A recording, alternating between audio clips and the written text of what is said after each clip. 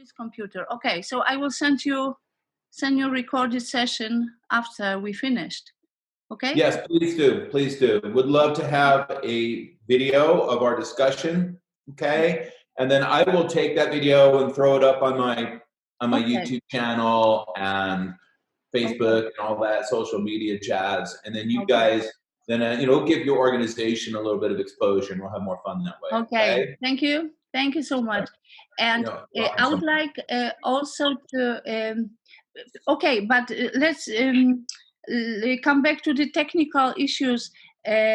We won't translate it, and for some people who may have some problems, it'll be one of our teachers will translate it and will write the translation and will send after the session to everybody. Okay? Do you agree with that? Yeah, that's fine. So some people will need translation and some people will not. Is that correct? Yes, but if you talk like that, like in that kind of speedness, it'll be okay. So it's well understood. Just we will translate it because it's better to learn after that using our own mother language. I understand. So I've done a lot of work in Germany, France, Italy. I've been around the translation experience before. I will keep it slow and simple. Okay. Right. The problem is you don't need to, because we all here, we are familiar to the problem of vocal modes. We know how it works, but we are interested in precisely in your approach to them, I understand. And I created a presentation for this. I got a little presentation for you guys. Mm-hmm. Okay. So let's get started. Okay. And thank you for coming to our little show today. All right. Okay. So I am first and foremost a voice teacher, a voice coach, not a scientist. So my perspective on the vibratory mechanism, okay, when we talk about M0, M1, M2, M3, we are referring to, getting my book, the vibratory mechanism, all right? So I'm going to share my screen. Can I share my screen with you guys? Yes. But I will make you a host of this session, and you will be able to do that. It's not necessary. It's not necessary. Just push the green button, share. Yeah, I'm going to share my screen. Because it will be better to keep us the host, because we can mute participants which are talking and disturbing. Okay. Share my screen? Yeah. Yeah. Okay. All right. Here we go. There we are. I give to you voice register definitions, the vibratory mechanism. All right. M1, M2, M3. Does everybody more or less understand? Does everybody understand what this is and where this comes from? Yes, perfectly. Okay, right. So, Robu, Henrik, and Castellenga, it's a French research group that wanted to come up with a new way of defining chest voice, passaggio, and head voice, a new way that was a little bit more scientific, right? So what they did is they looked at what was happening with the vibratory mechanism, right? The vibratory mechanism, that is the vocal folds, what's happening at the vocal fold level, okay? How many oscillations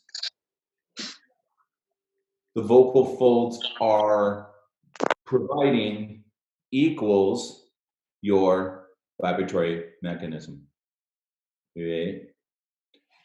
Chest voice is M1, head voice is M2, and flageolet whistle is M3, and M0 is vocal fry. Okay, all right, so everybody is on the same page. Good. Now, my next slide. Why do we care? Okay. I'll tell you why we care. Mm-hmm. And we'll have a little group discussion on this, all right? So, and I'm going to stop my share at the moment, and then I'll come back. I will show later, okay? So why do we care? We care for two reasons. Speaking as a voice teacher. One, students need to have a little bit, just at least a little bit of science understanding. Not much, not a lot, but a little bit. You do not want your students learning in an environment that is only picture words and metaphors.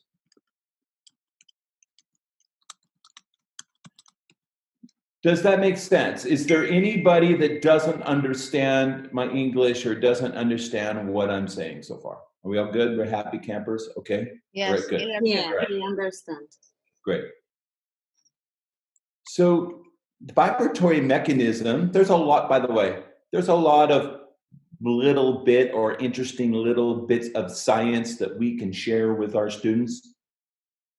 Vibratory mechanism, registration demonstrations, twang, vocal mode, cry, vocal mode, vowel modifications in a simple way, okay? It is important that students are challenged to understand a little bit about the science. And when you understand at least a little bit about the science, then you learn better. You understand. The mind gets a better picture of reality.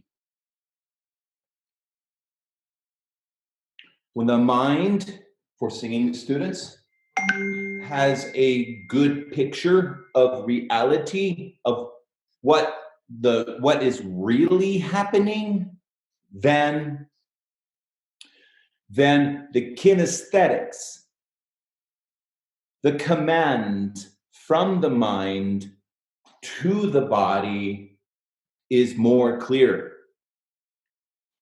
When you make the command from the mind to the body more clear, you get better results.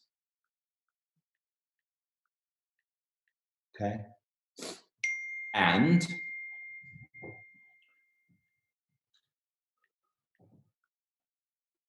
I think as voice teachers, we have a responsibility to not only help people learn to sing better, okay, but to educate. To educate. To allow people to, your students to, when your students leave your studio and they're done with the lesson for the day, at least I want my students to be thinking about two things. One, I'm singing better. My song sounds better. That's great. And two, I understand better what is going on. with my voice. Does that make sense? We're teachers. Are we not? Are we not teachers? Last time I checked, I'm a teacher. I'm a teacher. So I want to teach. Okay? Not only how to sing better, but a little bit of this and a little bit of that too. Okay? So that's some perspectives on why we care. Why vibratory mechanism, the 4 vibratory mechanisms are interesting and important for us, teachers, yes. But why it's important and interesting for students as well. It also helps vibratory mechanism for the students. Vibratory mechanism also helps the students see that much of their, not all, but many of their singing challenges and problems can be fixed if they understand more about what is happening with the vocal folds. Mm-hmm. I want my students to be thinking about vocal fold adduction, vocal fold abduction, vocal fold, where's my rubber band? Vocal fold thinning, vocal fold thickening. I want my students to be thinking a little bit about what is happening with the vocal folds. So, a discussion about vibratory mechanism gets your students a little bit understanding and thinking about what's happening with their vocal folds. Pretty basic. Now, but, does the learning and understanding of vibratory mechanism, does that mean that we, as teachers, somebody at the door.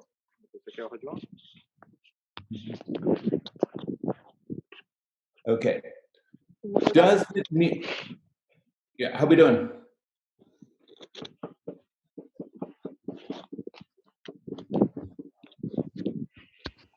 Soniu, spróbuj tam wymiutować wszystkich. Aha.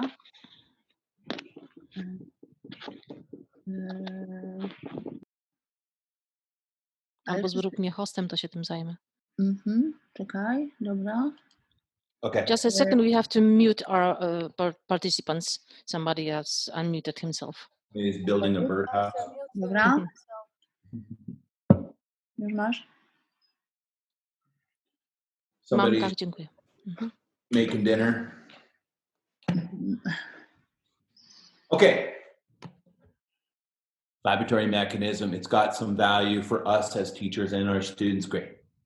But does this mean that we don't teach the classical, sort of the traditional, the conventional chest voice, head voice idea? Does this mean we don't teach chest voice, head voice?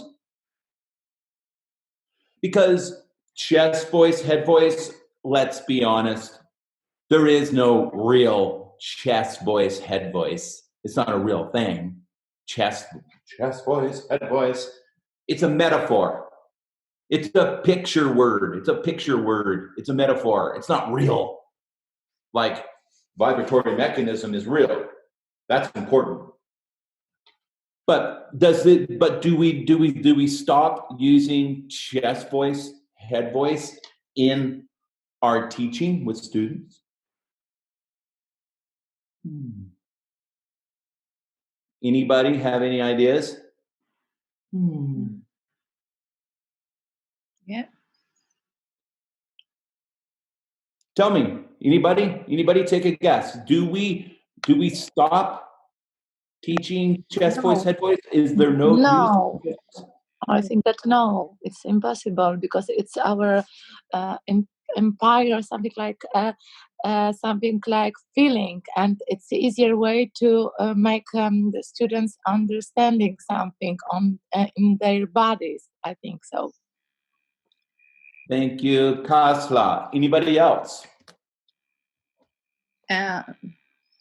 You know, there's some. Ja mam łapkę. Hey, chat.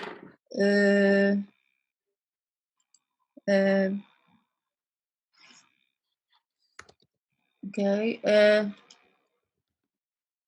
Dominika, gdzie ja mam te łapki? Nie pamiętam. Okay.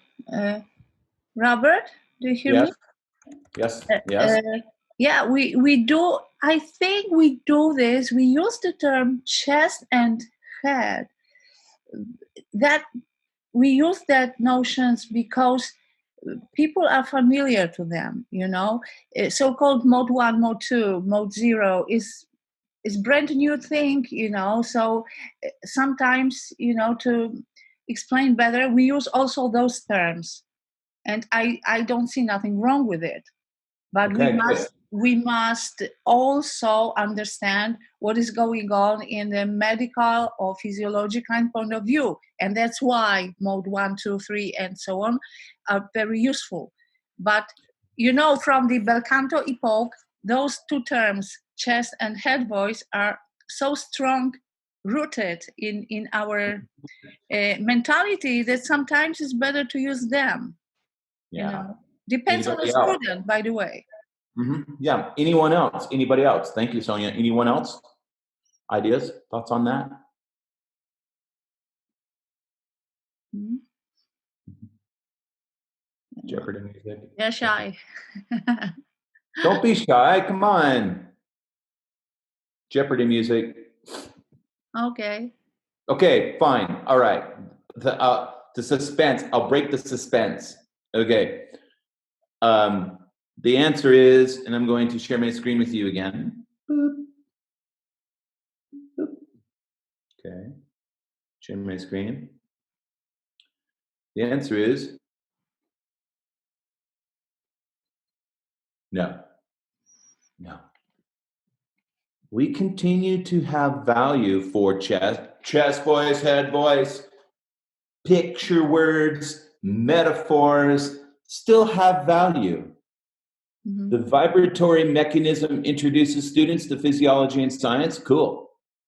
However, it should not replace traditional chest voice and head voice metaphors. Mm-hmm. Why? Why?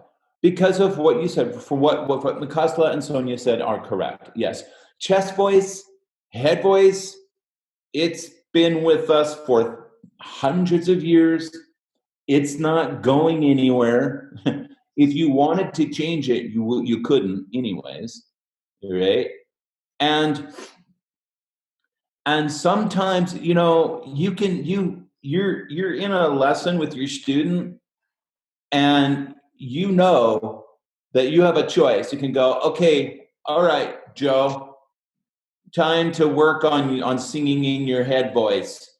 If I say to my student, all right, Joe, time to start working on your head voice, Joe knows exactly what I'm talking about. And I'm saving time. And I'm just getting through the lesson. If I say to Joe, okay, Joe, it's time to increase the oscillations of your M2 vibratory mechanism, Joe's going to look at me like, what? He's going to like have no idea what I'm talking about. And I'm wasting time. Okay?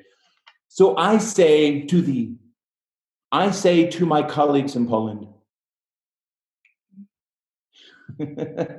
do both. You don't have to make a choice. It's about when you talk about vibratory mechanism and when you talk about chest voice, head voice. It's all about when you do it. And as a voice teacher, you understand that. So Sonia, that's my take on vibratory mechanism. It's what my video is about in vibratory mechanism. The video that you were talking about, that you saw on YouTube, that's my point. Okay, my point is not become deep dive scientists on vibratory mechanism. Not really. And it's not chest voice, head voice is all you need. It's fine. That's all you need. No, you need both. Mm-hmm. Yeah.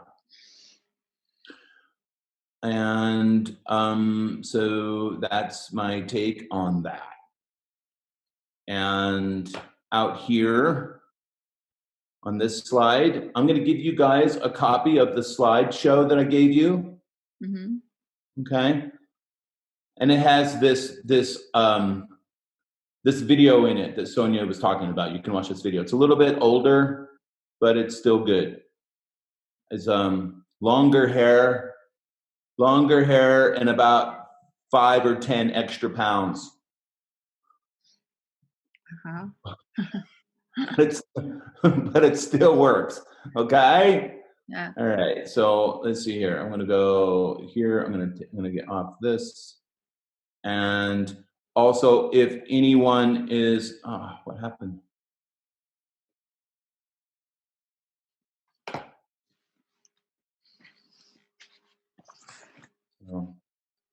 So I'm going to share that link with you guys right now. Mm-hmm. Okay, so you can have a copy of this presentation, and I will say that if anyone is interested, I am offering my course, my online course and stuff for half price for you guys if you're interested. If anyone's interested. We definitely, for the association, we definitely buy one. So I will talk to you after that. So you. Okay. But if you, Dominika, want to buy another for yours, so now we have a chance to buy with discount. Okay. Yeah. Okay, so that's my presentation. Click on the link in the chat, and you can get access to the presentation. Aha, so everybody has, każdy może kliknąć sobie w link i mieć prezentację właśnie tą, którą on dał. Ja przypominam, że dałam wam na grupie, więc to chcecie jeszcze raz, możecie ją sobie dać. Okay.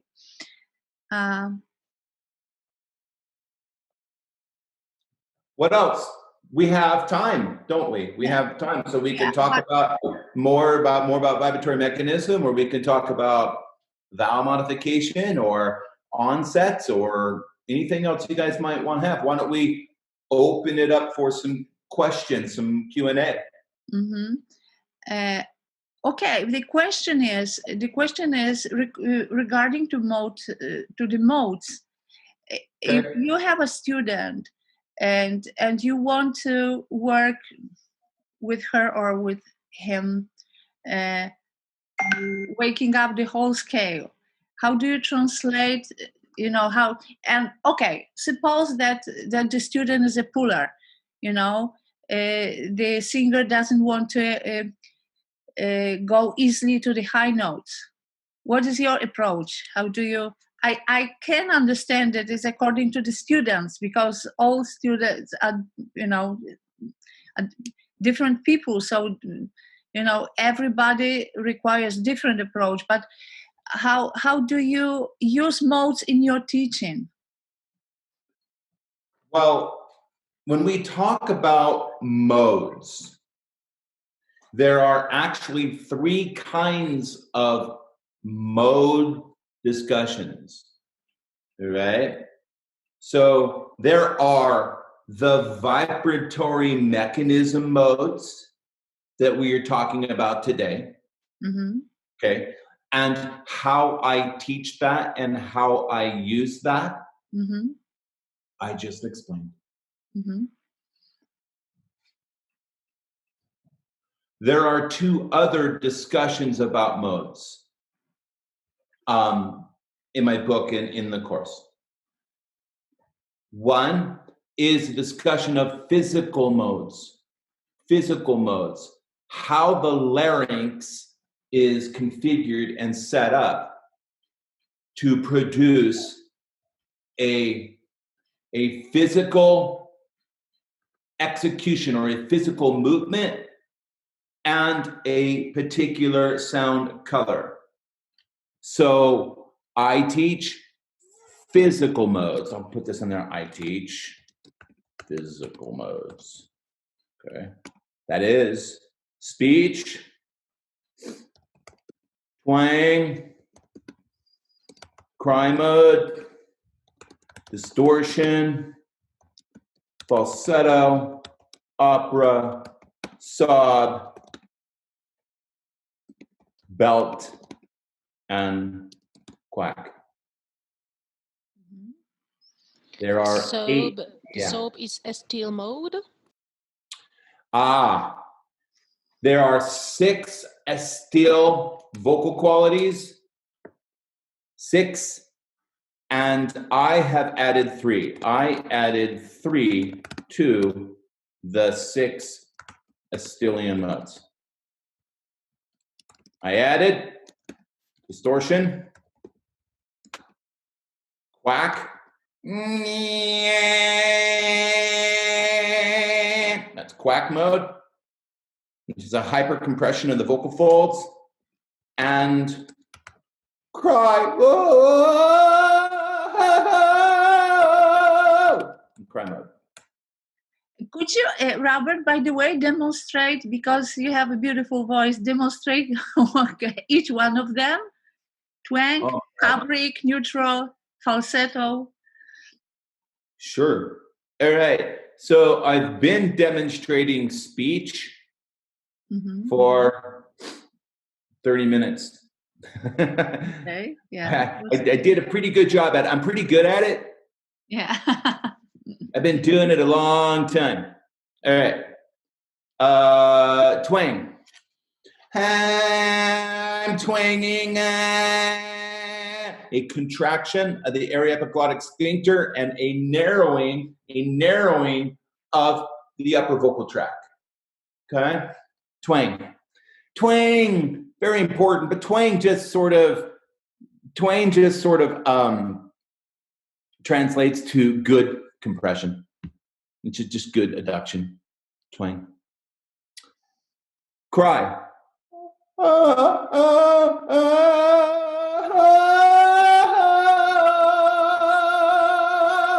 My vocal folds, cry mode, is a thinning of the vocal folds, which increases medial compression. Look, these are my vocal folds.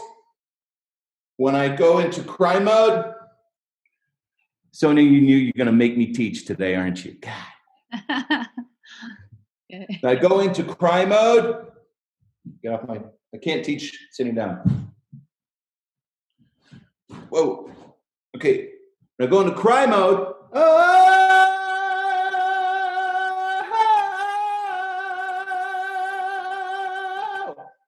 When I go into cry mode, my vocal folds elongate. And when they elongate, what happens to this pen? Question, anybody? What happens to this pen when my vocal folds elongate? It's kept.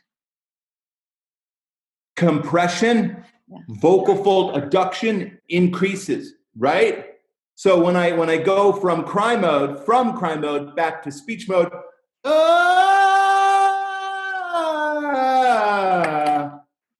I lose my compression.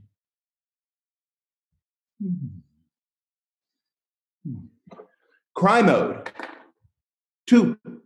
So cry mode gives you better compression. 2.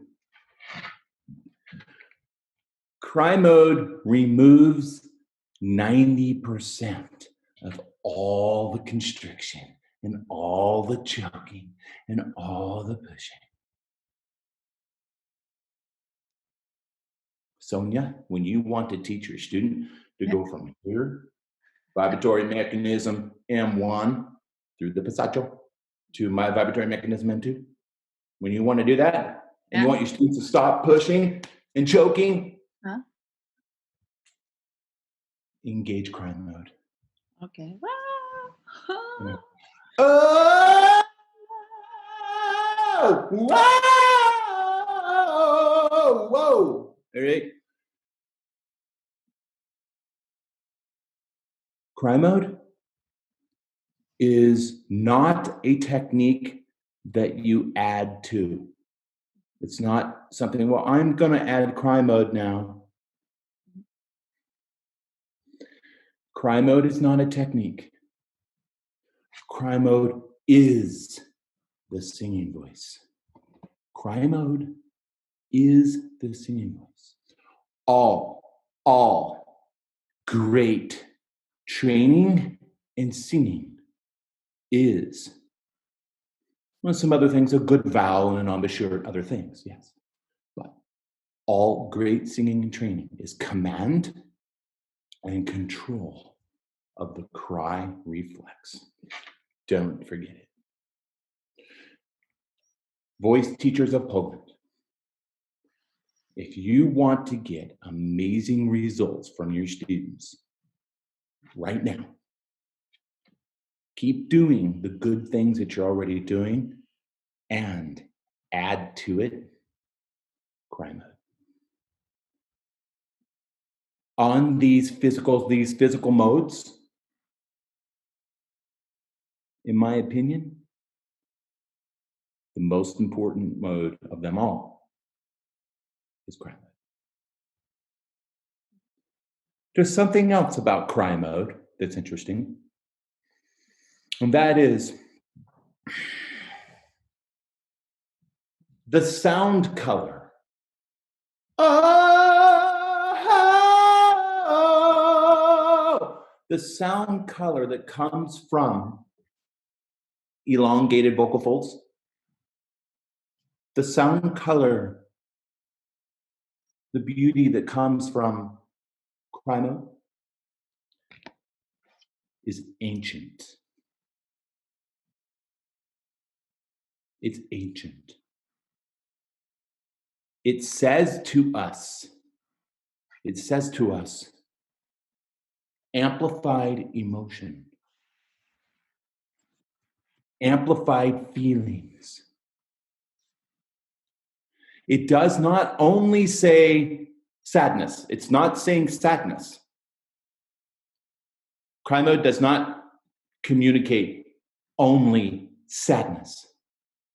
Cry mode communicates happiness. It communicates jealousy. It communicates fear, sadness, heroics. So what I'm saying to you is, when you teach cry vocal mode to your students, 1, you get better compression. 2, all the choking and pushing goes away. And 3,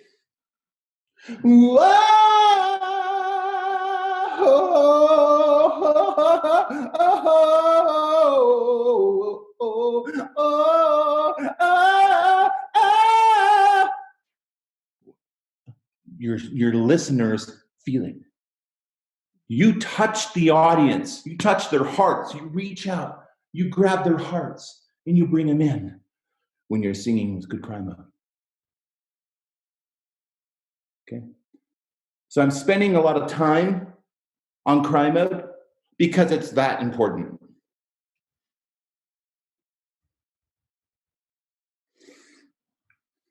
Falsetto. Vocal mode characterized by too much respiration through the glottis. Opera, it is a lowered larynx position. Sob mode. Sob and cry are brothers. They're very closely related. They're not the same, but they're closely related. Sob, larynx goes a little bit lower and the compression is lighter. But I can't really sing in this position. Not really. Oh! If I take sob and I lift the larynx and give it compression, I have cry. Belt. Probably the second most important physical mode.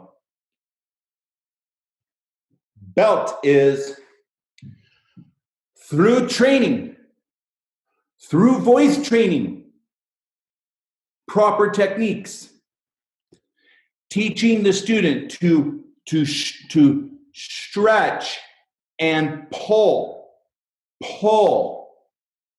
vibratory mechanism M1, musculature, and close quotient up above the passaggio. Belting is a technique that comes from training chest voice musculature above the passaggio.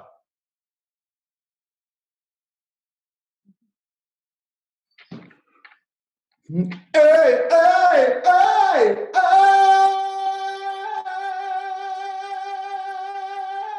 Whoa! Oh! What is that? A4.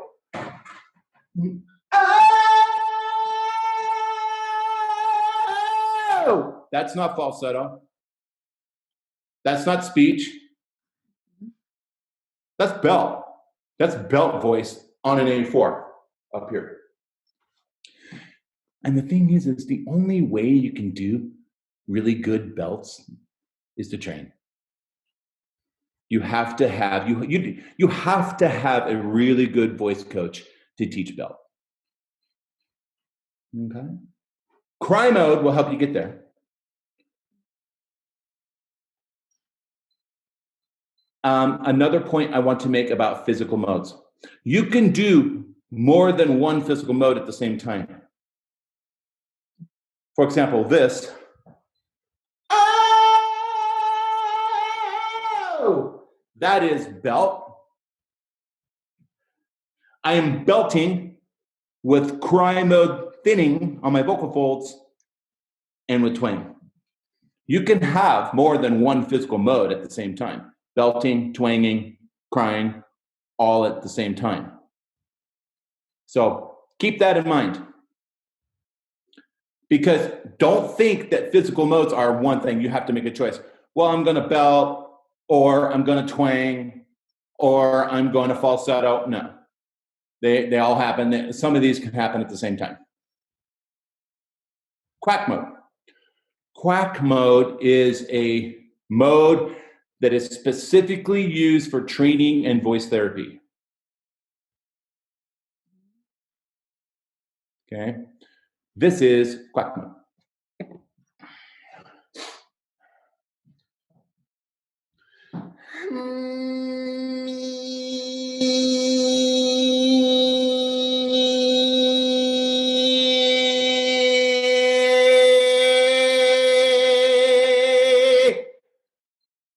Quack mode. Sounds like a duck, right? Quack, quack, quack, quack, quack mode. Quack mode is not a mode you would use in singing. Not really. Maybe, if you work at Disney. Maybe if you work at Disney. Voiceover characters, okay. But for serious singing, no. But quack mode has powerful healing and physiology benefits to it. So, my students train quack mode when they need to get vocal fold adduction, when the student doesn't have physical strength to get the vocal folds together, when the student is singing too windy.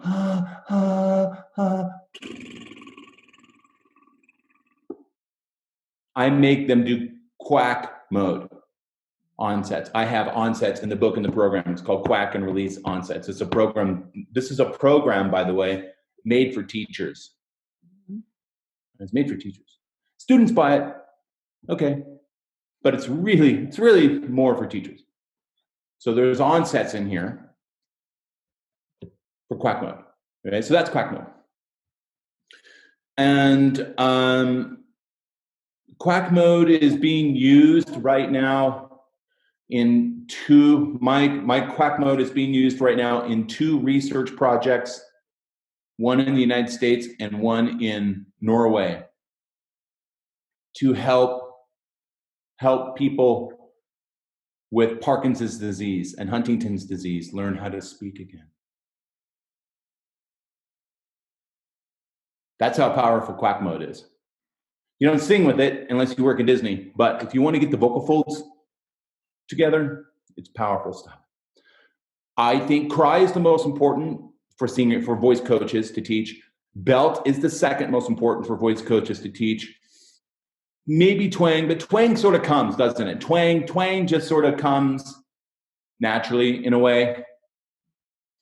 Learn to teach belt, learn to teach cry, learn to teach Quack mode. And distortion.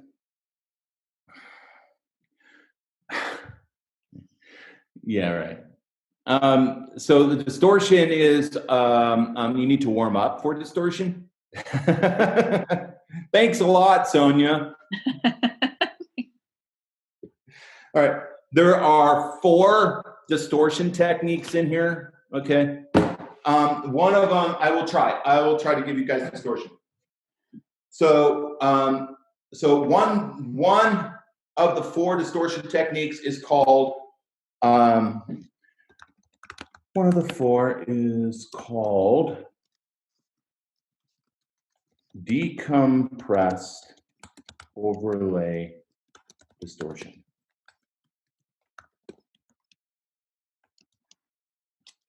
Okay, and I have a YouTube video. Hang on, I'll give you guys a YouTube video. It's not published. This is top secret YouTube video. Oh. of the decompressed overlay distortion. It's pretty good. Hang on. Where'd it go? There it is. Oh yeah. Me likey. Here we go. Me likey. Boom, boom. Decompressed overlay distortion on my YouTube channel. Check it out. All right. Okay. So on the decompressed overlay distortion, there's a way to train it. Robert? Yep. Could you put a link to it in the chat? I did. Oh, super. Thank you. Oh, yes. Thank you. Bada bing, bada boom. All right. First, for overlay distortion, you want to start on a low chest voice note that's comfortable. Launch pad. Then you're gonna move up to training. You're gonna move up, registrate, bridge through the passaggio, and get to a high note. All right. So for me, maybe a B flat.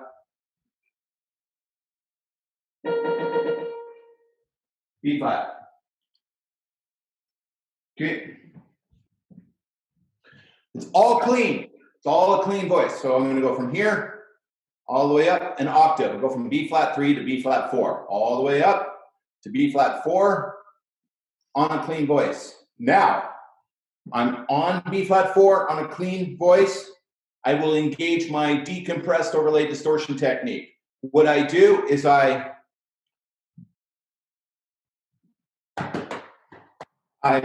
sit down, I anchor, okay? And I push down and out, on my obliques, okay? I'm gonna push down and out on my obliques. That increases the pressure on the supraglottal, subglottal, submarine, subglottal vocal fold position, okay? And I'm going to activate my my false vocal folds, or the ventricular folds. And I'm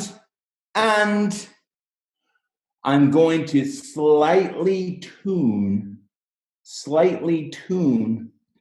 my note to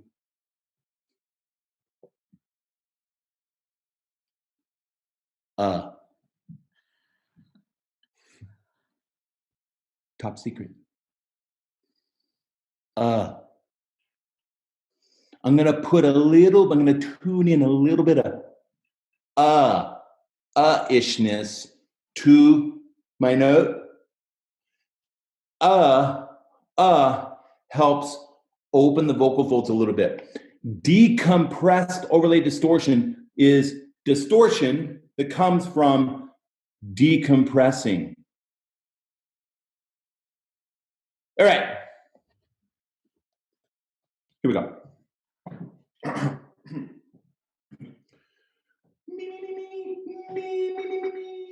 Good, I'm ready. I'm not ready.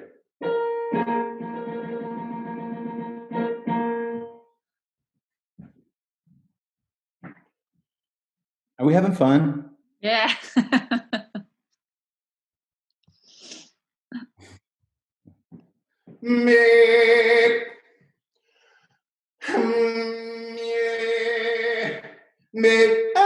Somewhere.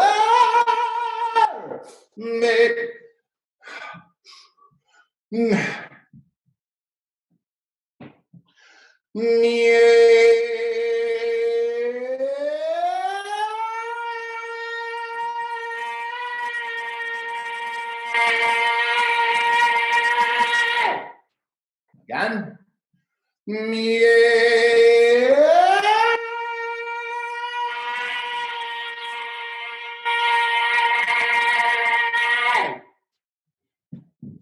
Listen to the vowel. Listen to the vowel on top. It goes from A to A with a.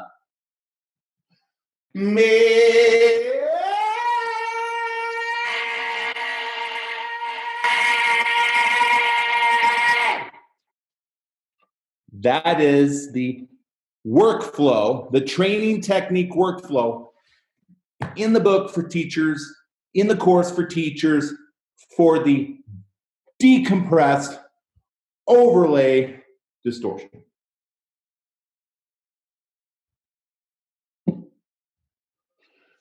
The other vocal modes are vowels. So we have vibratory mechanism modes, we have physical modes, which we talked a lot about today. And we have, in my book, acoustic modes, which are, these are the acoustic modes. Acoustic modes, where we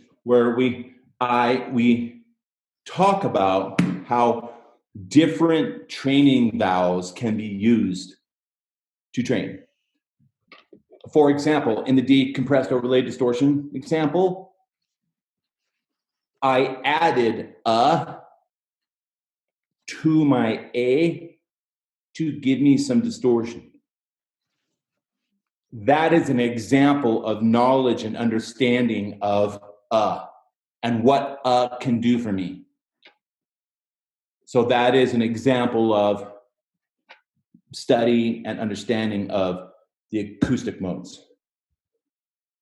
Right. So Sonia, that's your answer, the 3 modes. Okay. Super.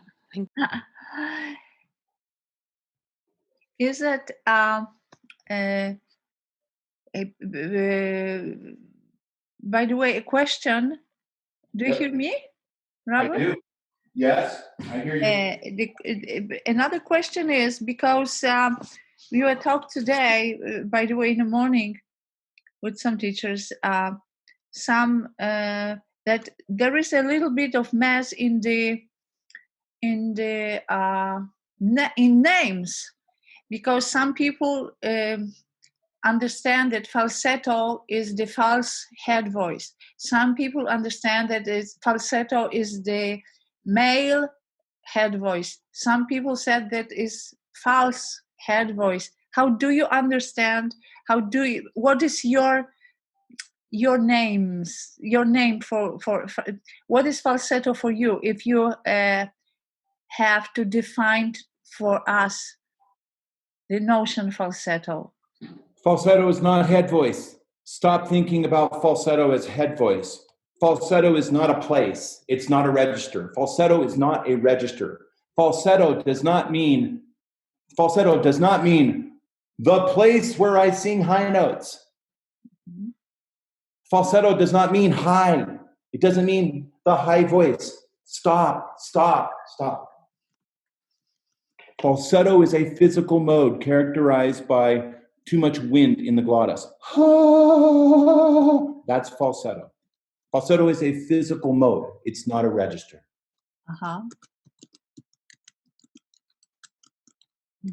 And unfortunately, a lot of students and a lot of teachers teach falsetto in the context of it being head voice.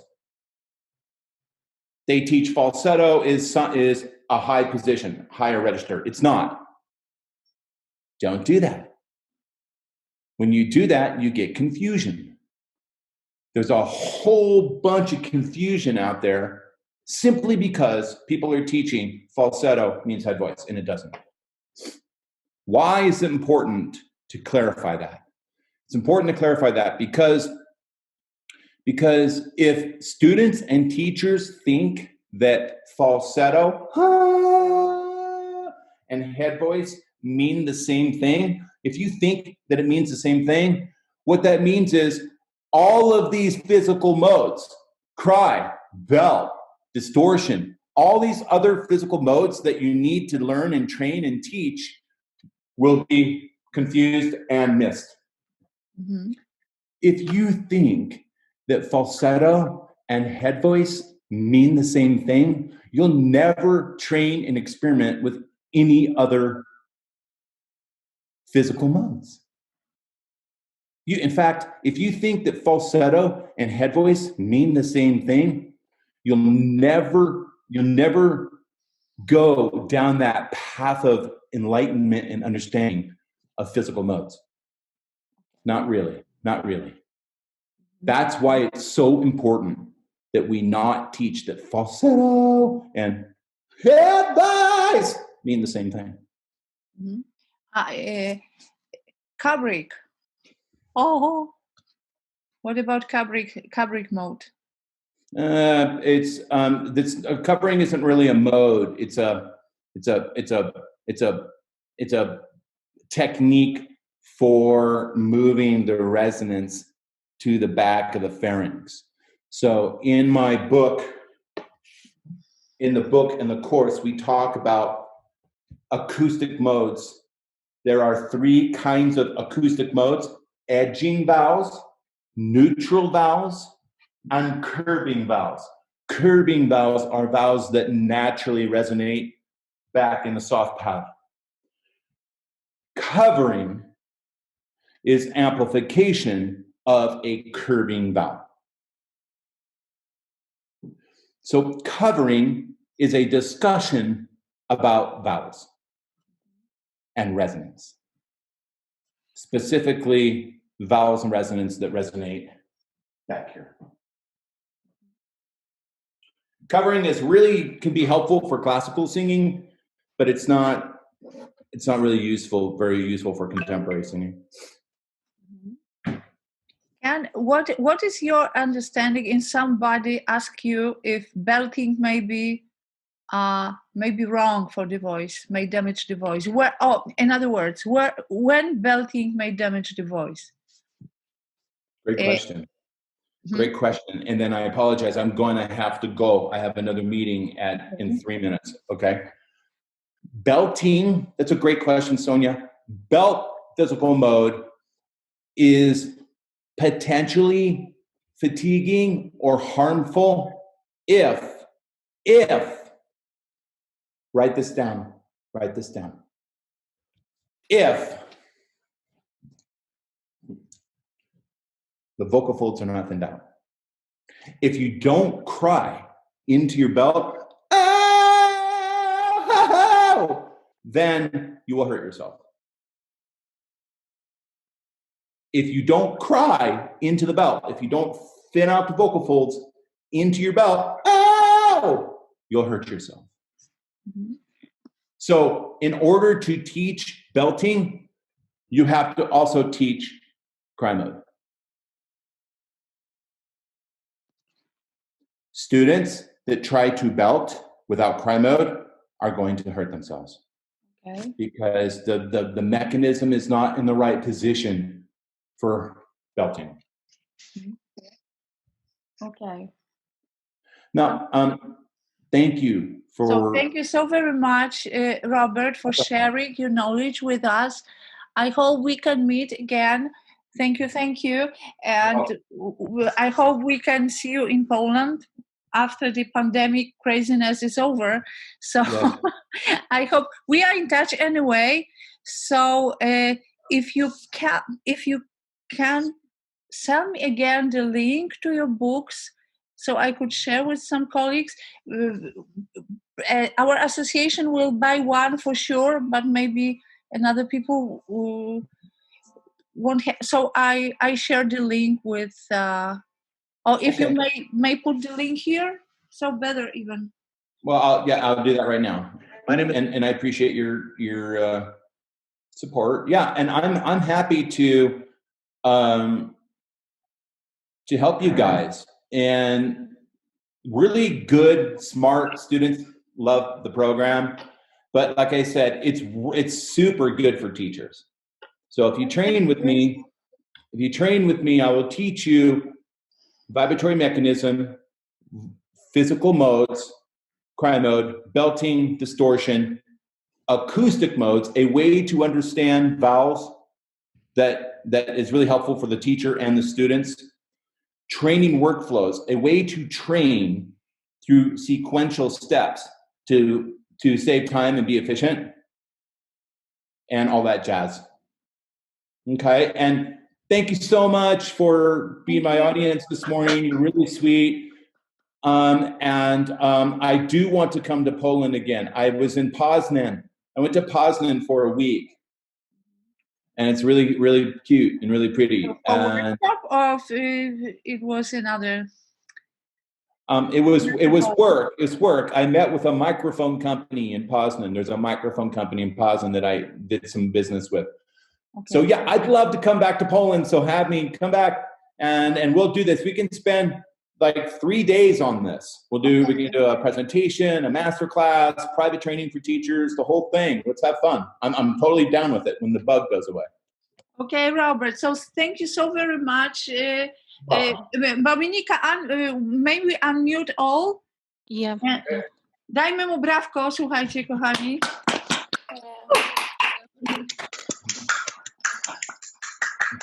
Thank you very much. Thank you so very much, Robert. We are in touch. And go Poland. Go Poland. Bring me to Poland. Okay, we will for sure. Robert, thank you so very much. We are in touch. Thank you. Okay, love you guys. Thank you very much. Thank you very much. Bye-bye. Bye-bye. Bye-bye. Bye. Okej, słuchajcie, dziękuję wam, kochani, Pin Video, za udział. Jak widzicie, Robert jest bardzo takim kontrowersyjnym nauczycielem i totalnym... Roberta nie ma z nami? Halo? Wyłączył się chyba. Nie. Wyłączył się. No bo nie chcę go tutaj, nie chcę go obgadywać. Poczekajcie, bo Basia...